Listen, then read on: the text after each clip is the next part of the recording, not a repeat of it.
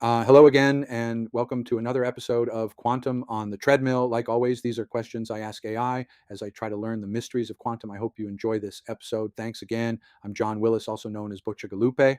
One of the most remarkable stories in the history of science begins not with someone trying to reinvent physics, but with someone trying to save it. Imagine sitting in a quiet cafe in Berlin around the turn of the 20th century. Around the table are Max Planck, Albert Einstein, Niels Bohr, Werner Heisenberg, Erwin Schrödinger, and Max Born. None of them knows that together they are about to overturn nearly 300 years of scientific thinking. Max Planck begins, I wasn't trying to start a revolution, he says. I was trying to solve a problem with a furnace. He sketches a metal box with a tiny hole. If you heat this box, it glows. The color changes with temperature, and physicists had measured that glow with extraordinary precision. The trouble was that our theories didn't match the data. At low frequencies, one theory worked well. At high frequencies, another seemed promising. But when extended across the entire spectrum, classical physics predicted something impossible. As the wavelength became shorter, the energy should increase without limit. A hot object should radiate an infinite amount of ultraviolet energy. Physicists called it the ultraviolet catastrophe. I tried every mathematical trick I knew. Planck recalls, nothing worked. Then, almost reluctantly, he made an extraordinary assumption. What if the tiny oscillators inside the walls of the furnace cannot absorb or emit arbitrary amounts of energy? What if energy comes only in tiny packets?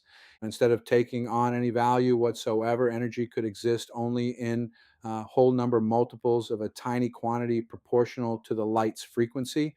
And to make the mathematics work, Planck introduced a new constant, which we now call Planck's constant, H. I didn't think nature actually worked this way. He admits with a smile. I thought it was simply a mathematical trick. The equations suddenly matched the experiments perfectly. Albert Einstein leans forward. When I read Max's paper, he says, I believed he had discovered something much deeper than he realized. Planck had treated the oscillators in the furnace as quantized. Einstein asked a much bolder question. What if the light itself comes in packets?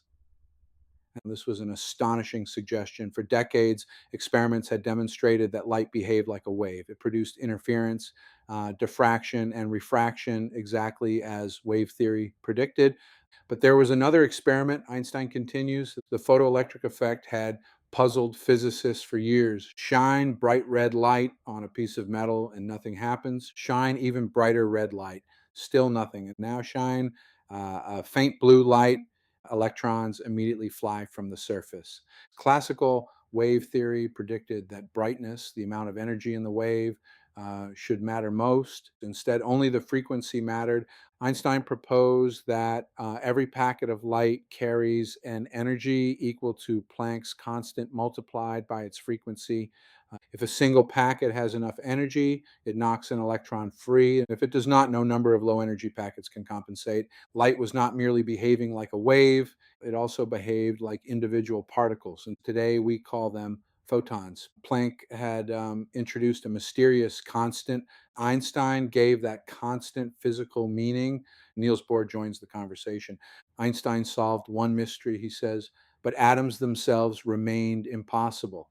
According to classical electrodynamics, electrons orbiting a nucleus should constantly radiate energy. As they radiate, they should spiral inward and collapse into the nucleus in less than a millionth of a second. Yet atoms are obviously stable.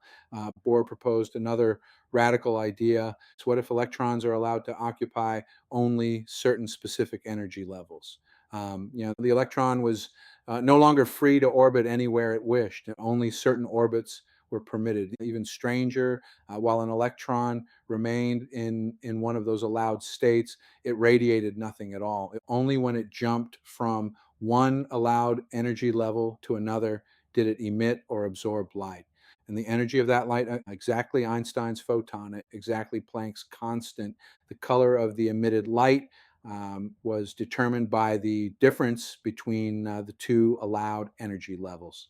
For the first time, the mysterious spectral lines of hydrogen made perfect sense. Bohr's model explained the data brilliantly, but it left one enormous question unanswered: why those particular orbits? Werner Heisenberg had spent years discussing that question with Bohr. One summer, while recovering from severe hay fever on the isolated island of Helgoland, he reached an unexpected conclusion. Perhaps the problem was not the mathematics. Perhaps the problem was the question itself, and everyone kept asking where the electron really was. But Heisenberg asked, has anyone ever actually observed an electron orbit? The answer was no. Physicists observed only measurable quantities, the frequencies of emitted light, the intensities of spectral lines, the probabilities of transitions between energy levels, and the orbit itself was never observed. Suddenly, Heisenberg recognized a common thread running through the work of Planck, Einstein, and Bohr. Planck had not observed quantized energy directly. He inferred it from measurable radiation. Einstein had not observed photons directly. He inferred them from measurable electron emissions. Bohr had not observed electron orbits. He inferred them from measurable spectra. Perhaps physics should concern itself only with quantities that can actually be observed and measured. Instead of drawing tiny planetary orbits, Heisenberg replaced them with mathematical tables describing the observable transitions between states. Those tables turned out to obey the mathematics of matrices. Matrix mechanics was born. And then something even stranger emerged. The mathematics itself refused to allow certain observable quantities to possess simultaneously exact values. The more precisely an electron's position was defined, the less precisely its momentum could be defined. This was not a limitation of measuring instruments. It was a limitation built into the structure of quantum theory itself. Classical physics had assumed that nature possessed exact properties waiting to be discovered. Heisenberg's mathematics suggested something much more subtle. Nature itself limits what can be simultaneously known. And across Europe, Erwin Schrödinger admired Heisenberg's achievements, but disliked his mathematics. I cannot think in matrices, he admitted. He wanted a picture. Then he encountered an extraordinary proposal from the young French physicist Louis de Broglie. If light could sometimes behave like particles, perhaps particles could sometimes behave like waves. Suppose electrons are not tiny planets orbiting a nucleus. Suppose they're waves.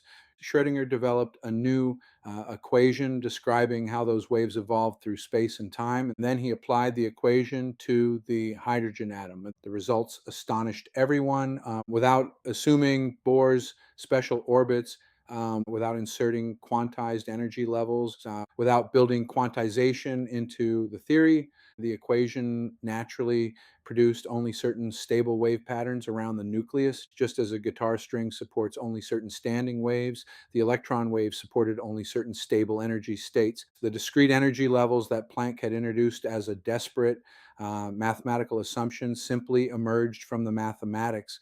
Bohr's postulates no longer needed to be assumed, and they had been explained. One final mystery remained. What exactly was Schrödinger's wave? Was the electron literally smeared throughout space? Max Born offered an answer that transformed quantum mechanics forever. The wave he proposed does not describe where the electron is. It describes the probability of finding the electron when a measurement is made. The wave function became a map of probabilities rather than a picture of physical matter. Quantum mechanics was no longer describing tiny objects moving through space in familiar ways. It was describing the probabilities of what experiments would reveal. Looking around the Café table, the progression becomes clear. Planck broke the assumption that energy is continuous, and Einstein broke the assumption that light is only a wave. Bohr broke the assumption that electrons may occupy arbitrary orbits. Heisenberg broke the assumption that physics must describe unobservable reality. Schrödinger replaced planetary orbits with wave mechanics. Born transformed those waves into probabilities tied directly to measurement. What began as an attempt to explain the glow of a hot furnace became one of the greatest intellectual revolutions in history.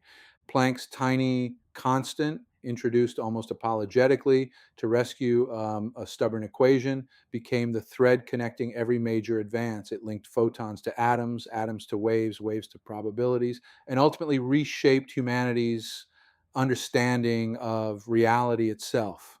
In just over 25 years, physics underwent a transformation unlike any before it. The goal was no longer to imagine what nature looked like behind the scenes. The goal became something both more modest and more profound, to build theories that faithfully describe what can be observed, measured, and predicted. That shift from hidden mechanisms to operationally defined knowledge would echo far beyond physics, influencing fields as diverse as statistics, management, computer science, and more than a century later, artificial intelligence.